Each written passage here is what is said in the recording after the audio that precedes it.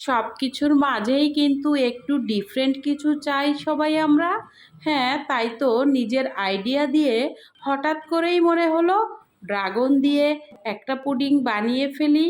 আর হ্যাঁ, অনেক দিন হলো অনেক কিছুই খাই না, তো ভাবছি আজ একটু ড্রাগন দিয়ে কিভাবে পুডিং বানাবো সেটাই মাথায় আসলো। একটা মাত্র ড্রাগন দিয়ে সাথে হাফ লিটার দুধ দিয়ে বানিয়ে ফেলতে পারেন মজাদার দুধ ড্রাগনের পুডিং। খেতে কিন্তু বেশ মজা। আর হ্যাঁ, এখানে কিন্তু খুব বেশি খরচ নাই। খুব কম টাকায় মজাদার একটা ডেজার্ট তৈরি করে বাসায় সবাইকে তাক লাগিয়ে দিতে পারেন। তো চলুন বন্ধুরা, কিভাবে ড্রাগন দিয়ে পুডিং বানালাম সেটাই আজ শেয়ার করছি। আসসালামু আলাইকুম বন্ধুরা, সবাই কেমন আছেন? নিশ্চয়ই অনেক ভালো আছেন।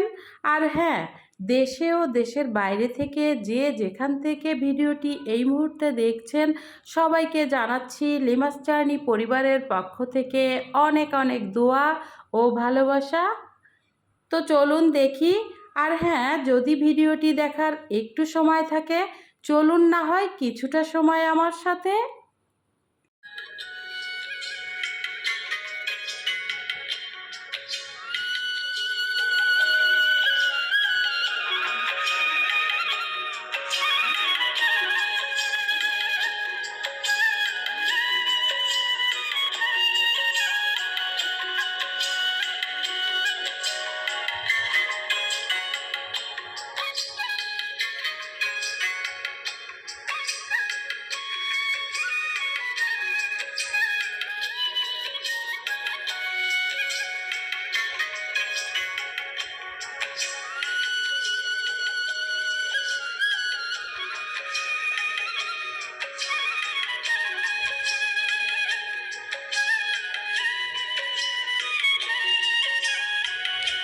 এখানে আমি একটা ড্রাগন ফল নিয়ে নিয়েছি।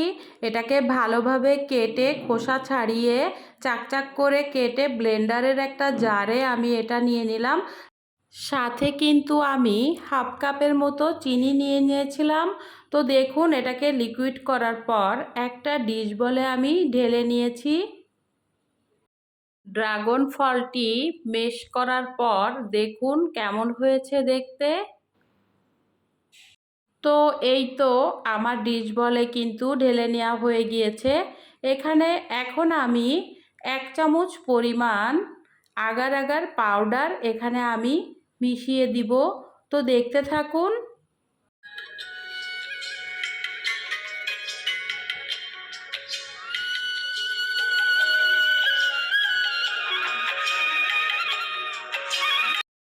এখন আমি একটা প্যান চুলায় বসিয়ে দিলাম। এখানে আমি আগে থেকে ঢেলে নেওয়া ড্রাগন ফলের জুসটি দিয়ে দিলাম। এখন এটাকে আমি ভালোভাবে নেড়েচেড়ে কিছু সময় রান্না করব। তো দেখতে থাকুন।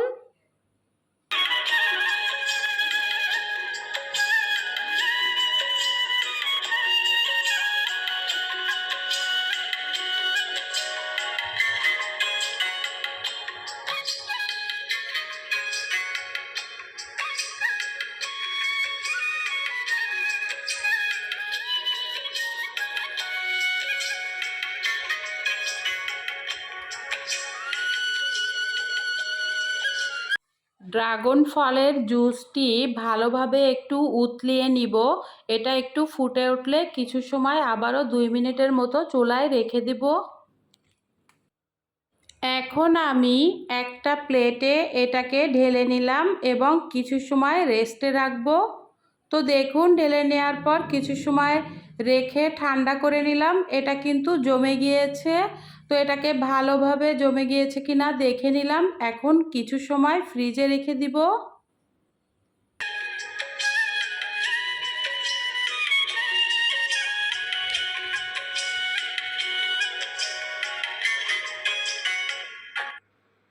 এখন আমি একটা প্যানে হাফ লিটারের মতো আড়ং দুধ নিয়ে নিলাম। আর হ্যাঁ, এখানে আড়ং দুধ নয়, যে কোনো দুধই আপনি ব্যবহার করতে পারবেন। যেহেতু আমার ঘরে এটা ফ্রোজিং ছিল, এটাই নিয়ে নিলাম। আর এখানে আমি হাফ কাপ পরিমাণ চিনি এখন দুধের সাথে মিশিয়ে দিলাম। তো এখানে আমি আগার আগার পাউডার আবারও 2 চামচ পরিমাণ নিয়ে নিব, নিয়ে এটাকে ভালোভাবে মিশিয়ে নিব।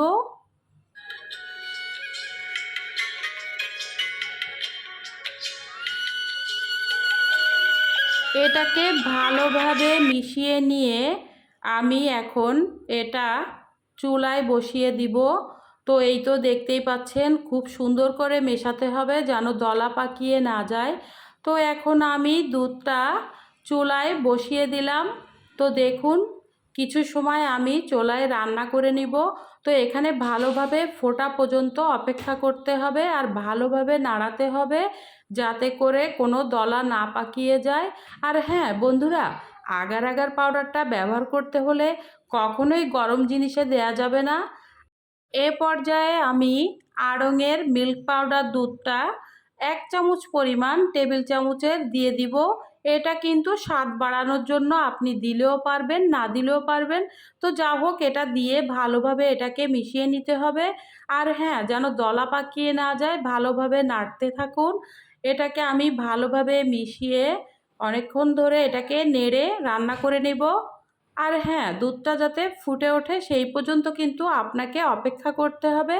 আর দুধটা যেহেতু এখন ফুটে উঠেছে, কিছু সময় আমি কিন্তু আবারও জাল করে নেব 2-3 মিনিটের মতো। ফুটে ওঠার পর এই তো জাল করা দুধটা কিন্তু রেডি হয়ে গিয়েছে। তো এখন আমি এই গরম দুধটাই কিন্তু আমি ব্যবহার করব। ঠান্ডা হলে কিন্তু এটা দিয়ে কাজ হবে না। এই গরম গরম অবস্থায় আগে থেকে রাখা ড্রাগনের উপর ঢেলে দিব। তো আগে থেকে আমি যে ড্রাগনের জেলিটা শক্ত হওয়ার পর কিছু সময় কিন্তু আমি ফ্রিজে রেখেছিলাম। তো এটাকে এখন আমি পিস পিস করে কেটে নিলাম। তো কেটে নিয়ে এটাকে আমি পুডিংয়ের জন্য রেডি করছি।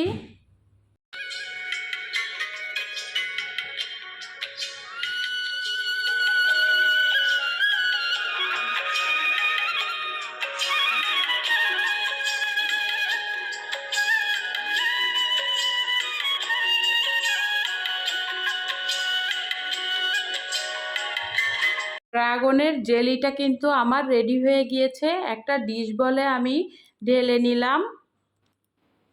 তো দেখুন এখানে ড্রাগনের জেলিটা কতটা ইয়ামি লাগছে।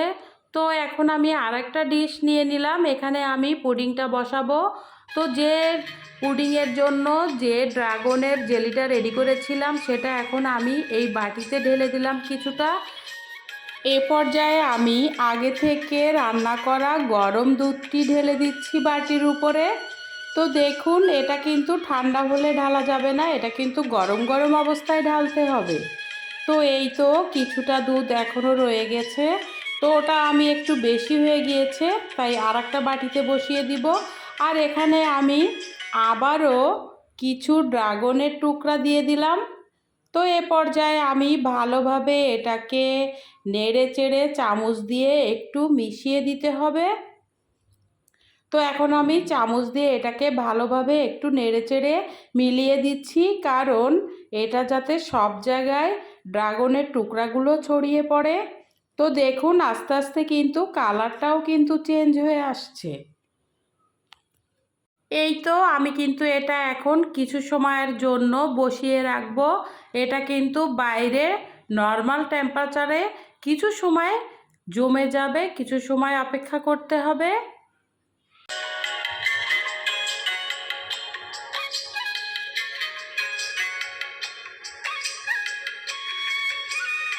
কিছু সময় পর দেখুন এটা কিন্তু জমে গিয়েছে আর দেখতে কতটা ইয়ামি লাগছে।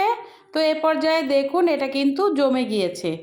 তো এ পর্যায়ে আমি হাত দিয়ে একটু চেক করে দেখছি, দেখেন একদম পুরাটাই কিন্তু জমে গিয়েছে। এখন আমি এটাকে ফ্রিজে রাখবো কিছু সময়ের জন্য। 20 মিনিটের মতো ফ্রিজে রাখলেই এটা কিন্তু আরেকটু ভালো লাগবে।